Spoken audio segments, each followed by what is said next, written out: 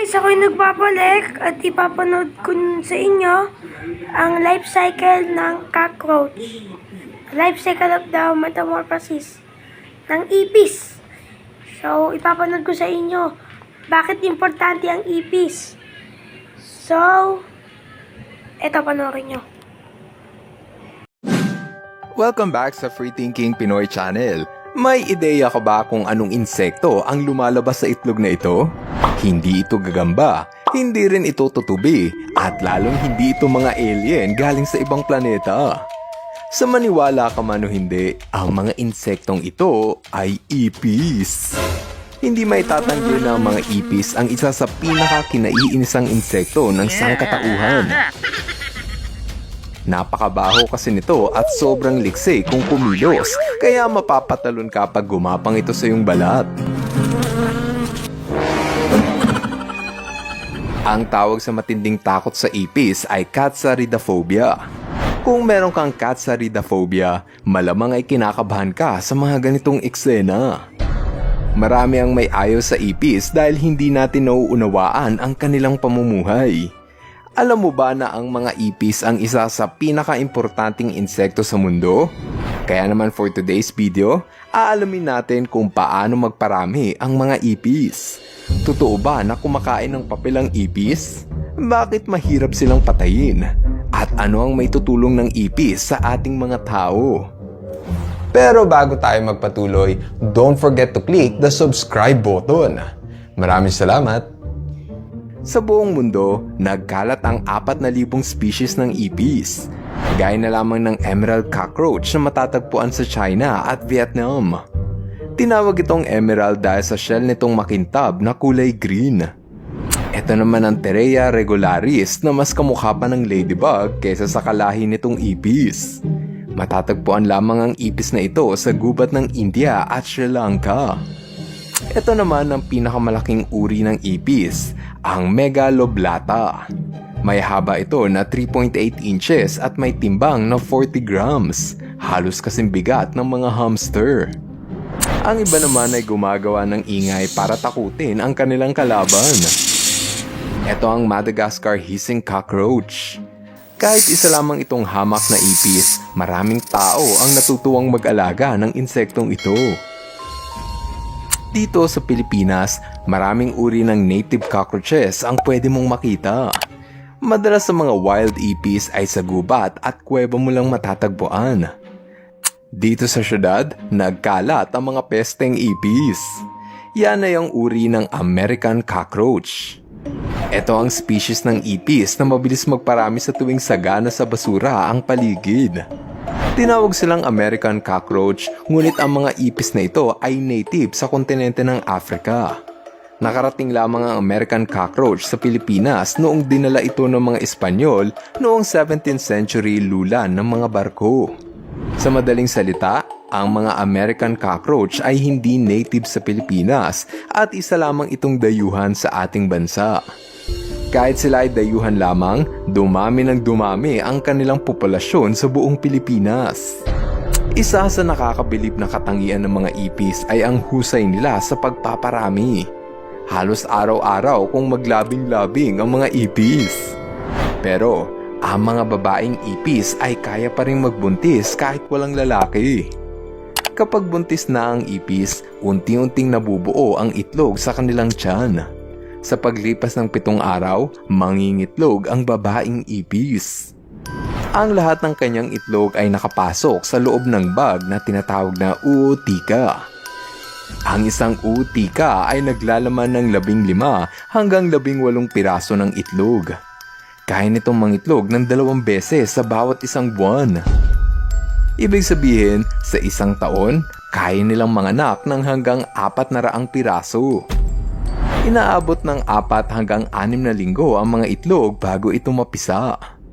Pagdating ng tamang oras, isa-isang maglalabasan ang mga baby ipis.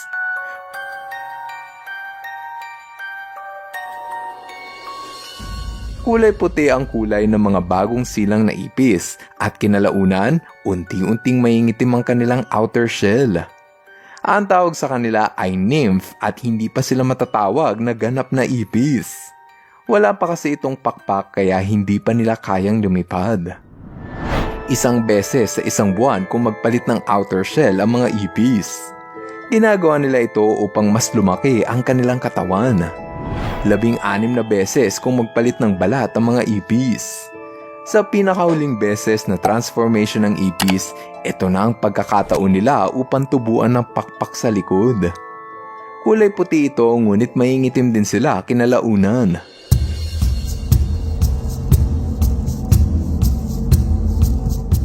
Ang ibang ipis ay kinakain ang kanilang balat bilang karagdagang sustansya. Kaya kapag nakakita ka ng ipis na maputla at wala pang pakpak, ibig sabihin ay bata pa yan.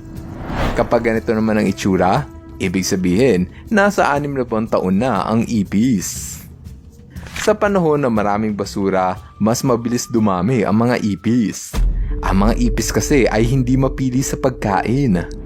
Sila ay mga omnivore dahil kinakain nito ang parehong karne at halaman. Gayunpaman, ang mga ipis ay scavenger o yung tawag sa hayop na kumakain ng nabubulok na bagay. Isa sa nakamamanghang abilidad ng ipis ay ang kakayahan nitong kumain ng papel. Ang papel kasi ay gawa sa dahon kaya nasasarapan din sila rito. Bukod pa riyan, kumakain din sila ng balat ng sapatos, anumang klase ng pandikit, toothpaste at sabon at pati na ang kapwa nilang ipis. Nagiging cannibal ang mga ipis sa tuwing kakaunti ang supply ng pagkain. Ngunit kung sumapit ang panahon na wala silang makain, ang mga ipis ay kayang mabuhay ng 1 buwan nang hindi kumakain. Yun nga lang, pwedeng mamatay ang ipis kung hindi sila makakainom ng tubig sa loob ng 7 araw.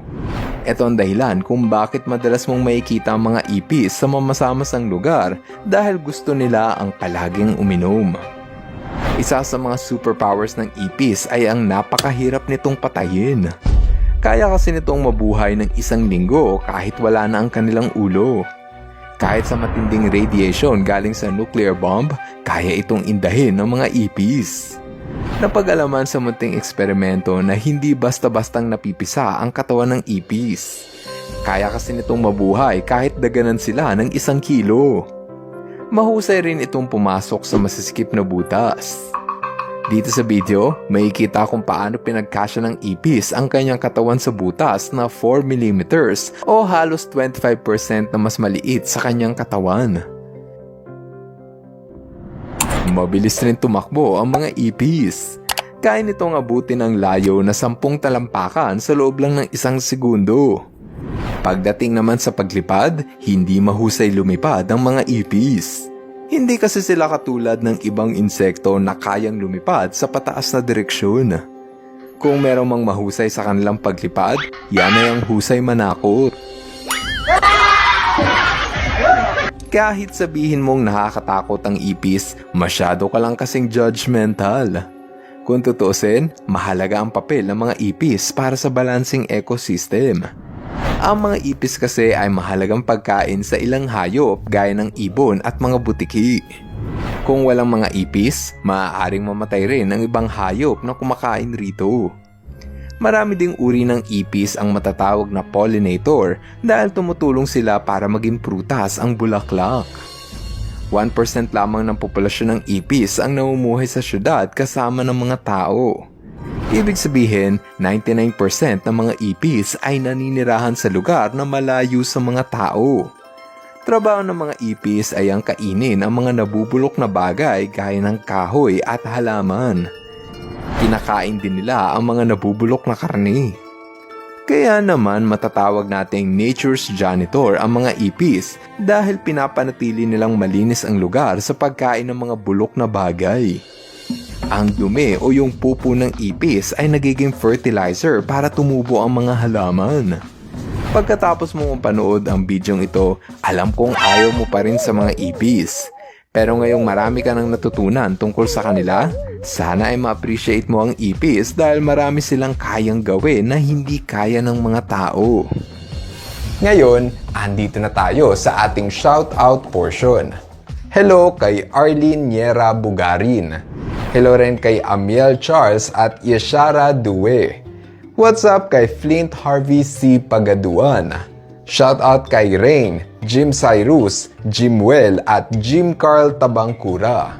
Erin Shine, Ayon Siv, Ain Sean, Angeli Divine at belated happy birthday kay Edwin Kagalawan. Maraming salamat sa inyong panunood na. See you guys in our next video. Bye-bye! FTP viewers, thank you so much sa panonood mo na aking video. Kung nagustuhan mo ang video na ito, subscribe na sa FTP channel. Don't forget to hit the bell button para updated ka sa mga bagong videos. Paalam!